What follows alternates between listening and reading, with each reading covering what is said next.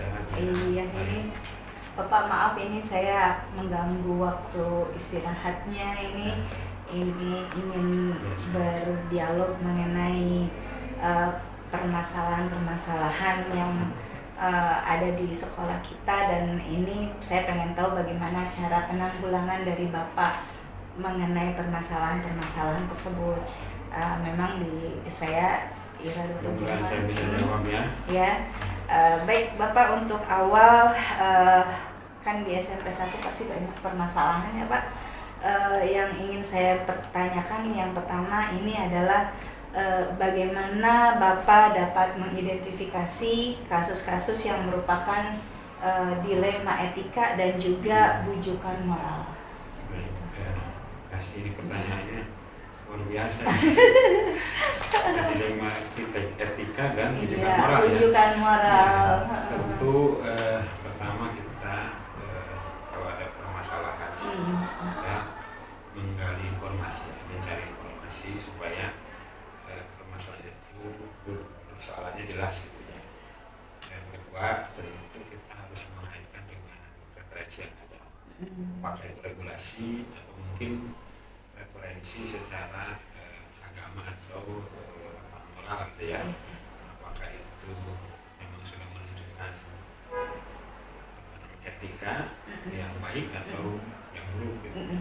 Jadi semuanya memang perlu kita gali informasinya secara mendalam, dan mungkin ya kita harus belajar lagi dengan berbagai persoalan-persoalan itu dengan tadi informasi dan mencari referensi yang terkait lah ya. Itu kira-kira. Iya, memang banyak sih Pak ya permasalahan di sekolah kita. Selama ini Pak, bagaimana Bapak menjalankan pengambilan keputusan di sekolah, terutama untuk kasus di mana kasus tersebut ada dua kepentingan yang memang sama-sama memiliki nilai kebajikan, istilahnya itulah disebut dengan dilema ya Pak. Istilahnya satu sama lain itu harus, ini yang satu benar, yang ini juga benar gitu. Bagaimana? Iya benar. Tapi harus dipilih salah satu gitu. Iya benar-benar. Ya, prinsipnya kita mungkin perlu mempertimbangkan baik secara logika ya. Logika itu kan logis menurut pemikiran, tapi juga kita harus melihat mungkin kadang-kadang dengan perasaan juga, atau bertanyalah dengan hati nurani gitu. Tentu kita harus membandingkan antara logika atau mengcombine ya, antara logika dengan hati, karena tidak bisa kita misalnya memutuskan saja hanya berdasarkan logika. Karena kalau logika itu kan mungkin ininya lurus ya. Tapi satu sisi kan mungkin ada hal yang harus diperhatikan. Nah, jadi dengan kombinasi itu kita berharap keputusan yang diambil itu lebih besar manfaatnya dibandingkan mudaratnya. Kira-kira begitulah. Iya, baik Bapak. Untuk pertanyaan selanjutnya yaitu, baik Bapak, untuk pertanyaan ketiga ini ya Pak, langkah-langkah atau prosedur seperti apa nih Pak ya yang biasa Bapak ambil atau lakukan untuk menangani kasus-kasus yang ada di lingkungan sekolah? Ya, baik, untuk langkah-langkah yang biasa dilakukan, pertama kita menggali informasi dari berbagai pihak ya. Dalam ini biasanya kalau terkait dengan guru, tentu kita informasi dari guru seperti apa. Kalau ini terkait dengan siswa, tentu biasanya dari wali kelas atau guru BK yang lebih dekat dengan mereka, sehingga informasi itu sesuai lah, akurat lah. Kompeten ya Pak ya. Gitulah kira-kira. Baik Pak, selanjutnya hal-hal apa saja nih yang selama ini menurut Bapak yang paling efektif dalam pengambilan keputusan pada kasus-kasus ya itu tadi yang mengenai dilema etika? Baik, jadi tentu yang pertama dilakukan adalah melibatkan berbagai unsur kepentingan sesuai dengan yang disampaikan, karena ini akan memberikan informasi yang akurat tadi supaya dalam mengambil keputusan itu sesuai dengan semestinya ya, tidak kita misalnya menerima dari satu arah saja, karena ini akan berdampak khawatir gitu ya, kita memutuskan A ternyata yang B-nya menjadi menjadi lebih lebar gitu masalahnya. Nah, itu kan perlu ada pemikiran lebih lanjut. Yang kita berharapnya apa yang kita putuskan itu bisa memberikan kenyamanan lah, terutama bagi pihak-pihak terkait. Misalnya kalau di sekolah kan terkait dengan guru, terkait dengan semua unsur yang ada di sekolah, agar mereka juga di dalam melaksanakan tugas pokok dan fungsinya sejalan dengan yang sudah dirancang atau direncanakan oleh sekolah. Baik Bapak, ini hal apa saja nih yang selama ini merupakan tantangan atau yang menjadi tantangan bagi Bapak dalam pengambilan keputusan bagi kasus-kasus yang memang ada di sini? Baik, kalau tantangan mungkin terkait dengan pemahaman para warga sekolah yang mungkin perlu bukan hanya warga sekolah ya, ada stakeholder juga, ada orang tua, ada kepentingan dinas dan sebagainya. Nah, artinya mereka juga perlu kita berikan penjelasan yang real, yang otentik terkait dengan kejadian atau kasus-kasus yang ada pada saat itu.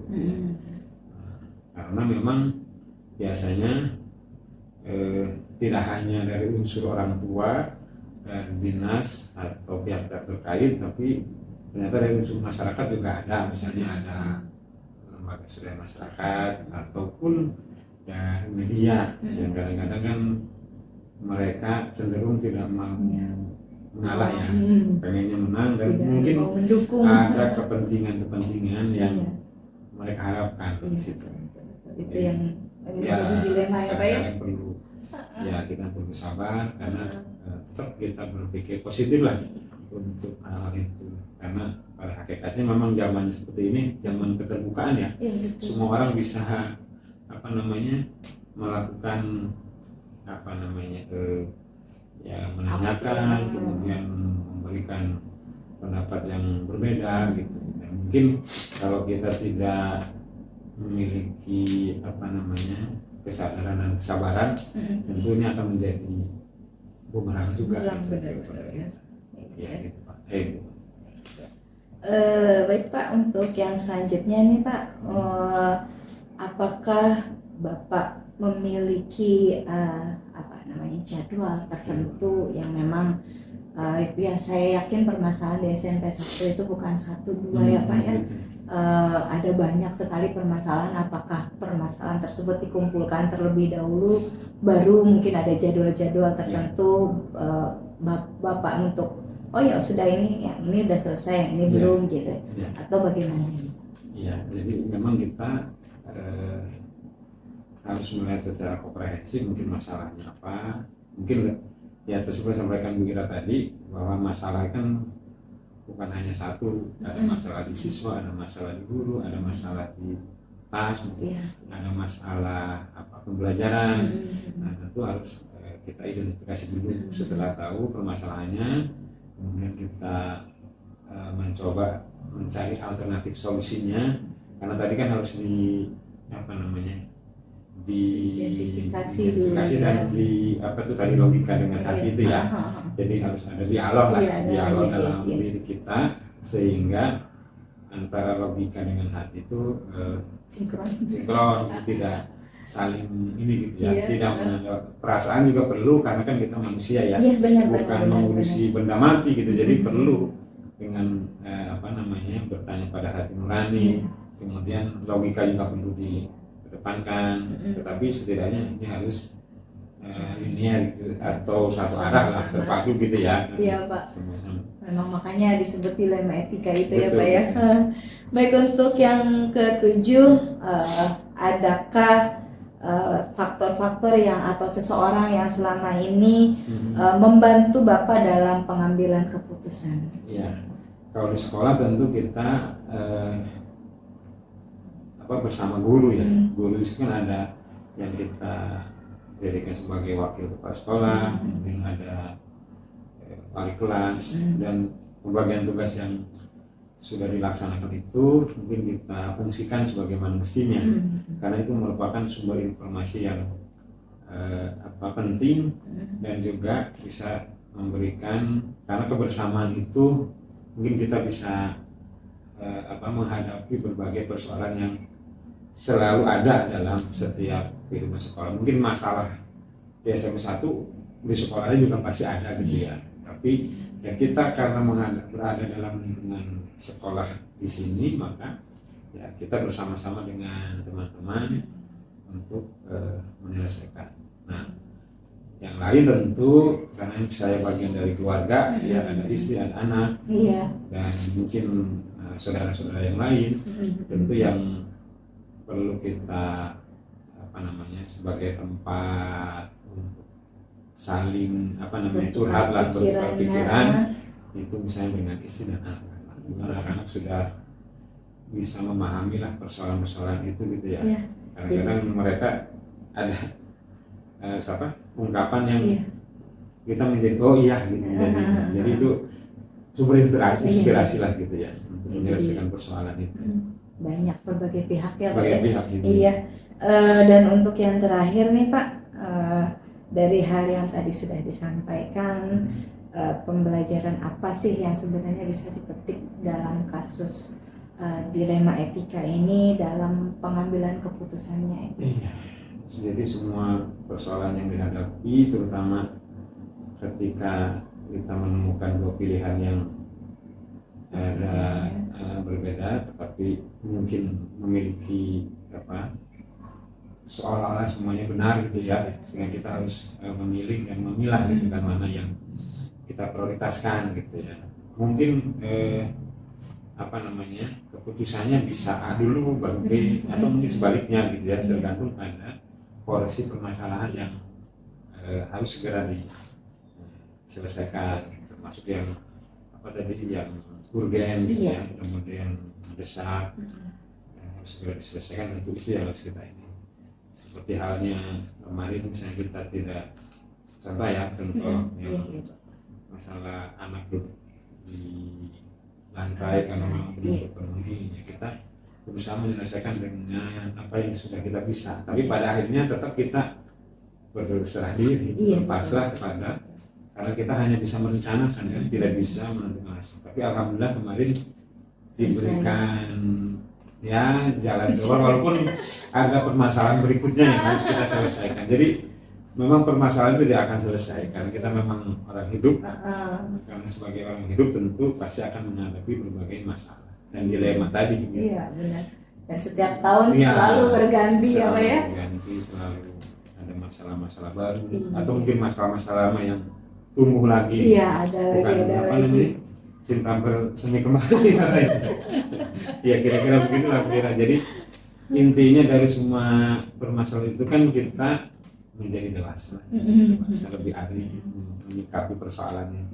Karena kan bukan reaksi kita itu, tapi setidaknya dalam masalah itu bagaimana kita menyikapinya. Itulah yang kita coba ingin sesuatu yang terbaik, walaupun mungkin dirasakan oleh lingkungan tidak baik mungkin. Ya, hanya melihat satu pihak ya Pak ya. Baik Bapak, saya juga dapat banyak pelajaran nih Pak dari Bapak tadi. Ternyata dalam mengambil suatu keputusan itu tidak bisa serta-merta ya Pak ya. Kita memutuskan langsung, ada berbagai pihak juga, dan juga memang ada hal-hal yang harus dipertimbangkan tadi yang saya dapatkan. Itu yang mungkin kedepannya menjadi pertimbangan saya juga. Walaupun saya mungkin sebagai wali kelas yang tidak terlalu, mungkin permasalahannya langsung ke anak ya Pak ya, Ya mungkin itu menjadi pembelajaran juga buat saya. Terima kasih Bapak Ya. atas diskusinya pada kesempatan kali ini dan Ya. meluangkan waktunya pada kesempatan ini. Terima kasih banyak. Sama-sama. Assalamualaikum Sukses terus Bapak. Bu Iya. dan Iya. kawan-kawan CGP yang lain. Iya, terima Lancar kasih. sampai akhir. Ya. Iya.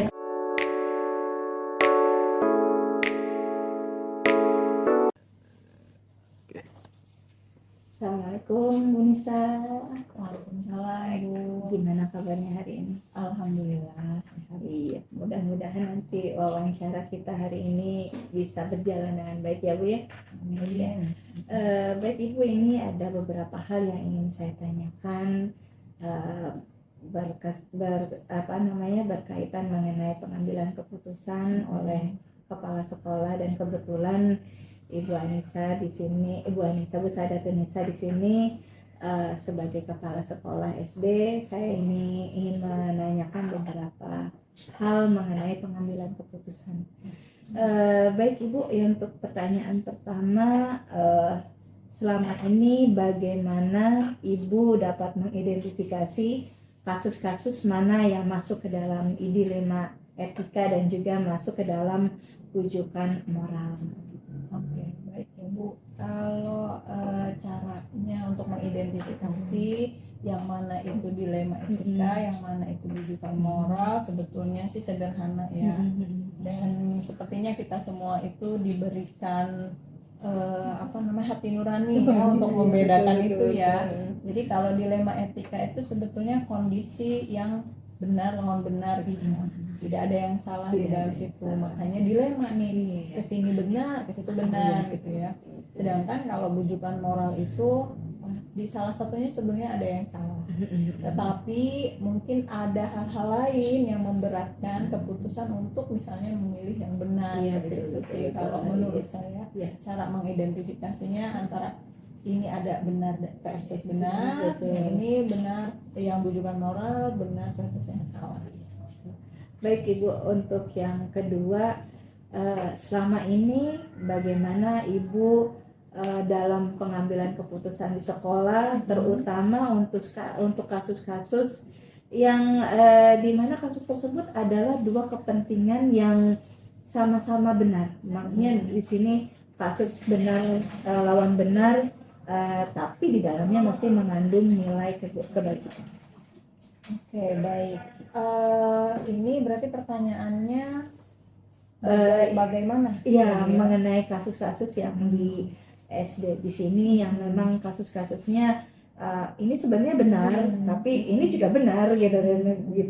Oke, memang dalam kondisi baik itu skup kelas ya maupun lebih luasnya kemudian sekolah, itu pasti ada beberapa momen kita berbenturan ya dua kepentingan ini sehingga memberikan kita kondisi tadi dilema ya untuk memilih mana yang kita harus pilih gitu. Kalau kami sih yang pasti itu pertimbangannya selalu dilakukan bersama. Ya, artinya walaupun misalnya saya secara pribadi punya pertimbangan saya juga saya identifikasi dulu gitu ya, saya jernihkan dulu. Misalnya plusnya apa, minusnya apa, selain sekedar misalnya kebenaran itu sendiri. Kemudian juga yang paling kita titik beratkan misal terkait murid, kalau misalnya itu murid ya kepentingannya adalah kebaikan untuk murid tersebut. Pasti ya. Baik, untuk pertanyaan yang ketiga ini Bu, langkah-langkah atau prosedur seperti apa yang biasa dilakukan oleh Ibu dalam mengambil keputusan? Oke, kalau langkah-langkah yang pasti saya secara pribadi saya pikirkan dulu nih, ini sebetulnya masalahnya di mana nih, masalahnya tentang apa. Setelah itu, setelah saya punya pertimbangan pribadi tersebut, maka kami biasanya duduk bersama dengan yang bersangkutan yang memang ada di sekolah ya. Kita tentukan kalau itu masalah mungkin ada kaitan dengan guru kelas dengan guru kelasnya, kalau misalnya dengan orang tuanya. Tapi biasanya sebelum ke orang tua itu kami selalu melibatkan pihak manajemen sekolah, dalam hal ini yayasan gitu. Jadi kita rembuk dulu, menimbang dulu gitu kan apa yang terbaik, baru baru, kemudian keputusan itu kami berikan kepada yang bersangkutan. Jadi memang langkah-langkahnya panjang ya Bu ya, buat mengambil keputusan, dalam artian berbagai pihak memang dilibatkan gitu. Jadi tidak serta-merta mengambil suatu keputusan gitu ya. Baik, untuk yang keempat, hal-hal apa saja yang selama ini Ibu anggap efektif dalam pengambilan keputusan pada kasus-kasus dilema etika tersebut? Oke, efektif itu kalau saya menarik, kadang orang inginnya cepat, cepat tuh efektif. Iya, buat saya cepat tuh nggak selalu harus cepat gitu ya, apalagi dalam hal keputusan. Jadi efektif itu ya kita harus bisa betul-betul punya waktu untuk menangani itu. Gitu, artinya memikirkan nih bagaimana caranya, entah itu cara pribadi tadi, kemudian mendengarkan dari banyak pihak ya terkait tadi yang sudah disebutkan langkah-langkahnya tadi itu ya. Jadi itu menurut saya melibatkan lebih dari sudut pandang kita saja, itu efektif. Walaupun secara waktu mungkin dilihatnya bertele-tele ya gitu ya, ini harus kesini harus ACC sana sini gitu. Tapi itu efektif kenapa? Karena nantinya itu ada dampak negatif mungkin ya dari keputusan itu mungkin lebih kecil gitu, meminimalisir dampak negatif.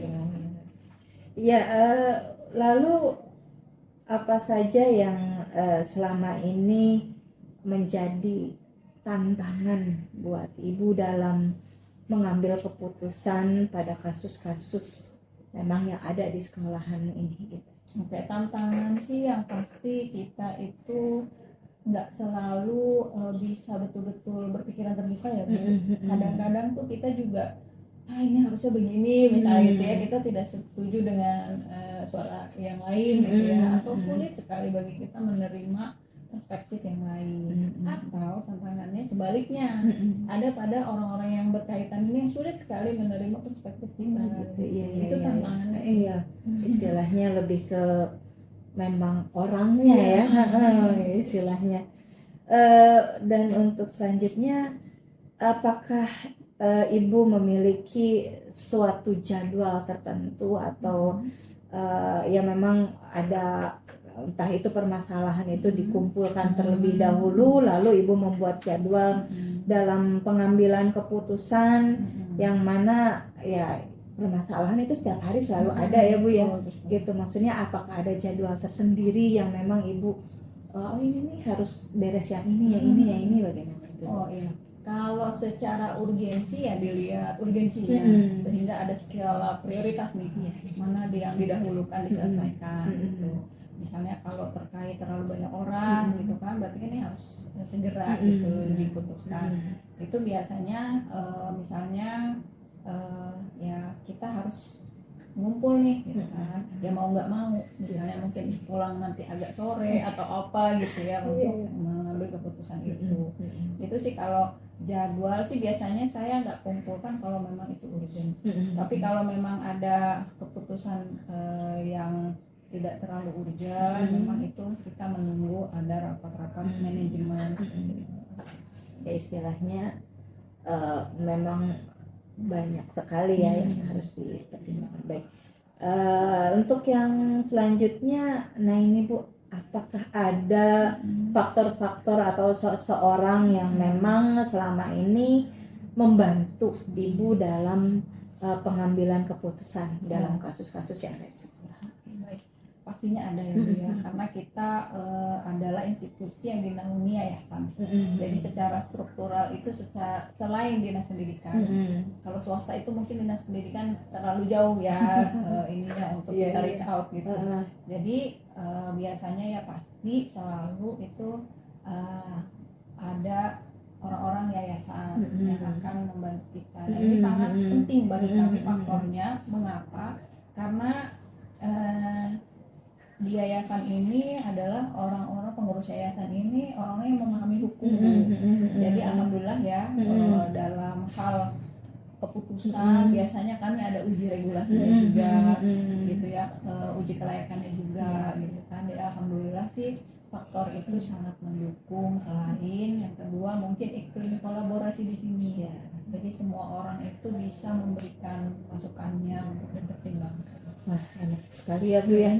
Kalau misalkan memang yayasan sangat berperan aktif ya berarti ya, dalam artian hal-hal semua dikembalikan lagi dan didiskusikan kembali ya Bu ya. Betul. Baik, dan ini untuk yang terakhir nih Bu. Dari semua yang sudah kita bicarakan pada percakapan kita hari ini, apa sih Bu yang sebenarnya pembelajaran yang bisa diambil dari pengalaman pengambilan keputusan ini? Oke, baik. Kalau saya secara pribadi, kita harus tahu bahwa posisi kita di sini profesional adalah kepala sekolah, itu profesional. Jadi jangan sampai ketika mengambil keputusan itu emosional. Ya, kadang-kadang faktor-faktor ketidaksukaan ya sama orang atau apa itu mempengaruhi kita. Nah, itu kita perlu jernih, ya, jernih melihat masalahnya apa, akar masalahnya apa gitu, dan tidak mau berpikiran terbuka gitu, untuk melihat sudut pandang orang lain.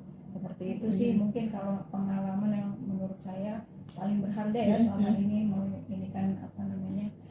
mengambil keputusan itu, karena memang harus setiap hari ya keputusan itu diambil. Guru juga mungkin ya itu juga sama ya, seperti itu. Iya, istilahnya ini intinya ya kita harus bijak ya, apalagi sebagai kepala sekolah dengan permasalahan yang kita aja yang sebagai guru aja sudah banyak gitu, apalagi kepala sekolah sebagai pribadi udah banyak. Iya betul. Harus bisa memisahkan dulu nih Iya. urusan profesional misalnya kepada misalnya urusan yang personal, itu harus betul-betul kita bisa pisahkan sehingga pemikiran kita jernih gitu, melihat masalah secara objektif. Banyak banget nih yang bisa saya dapetin di percakapan kita kali ini. Ya, yang saya dapatkan ya sebenarnya kolaborasi ya. Yang Ibu tadi, bukan saya sebagai kepala sekolah yang harus mengambil keputusan. Yang saya tadi dapatkan bahwasanya semua unsur juga ikut terlibat gitu, dari wali kelas, lalu ada dari yayasan juga, dan semuanya jadi lebih mudah jadi kalau sudah itu ya. Alhamdulillah sudah selesai, dan terima kasih saya ucapkan pada Bu Nisa. Jadi banyak hal yang saya dapatkan pada hari ini. Iya, semoga bermanfaat. Iya, baik Ibu. Terima kasih. Assalamualaikum warahmatullahi wabarakatuh. Waalaikumsalam.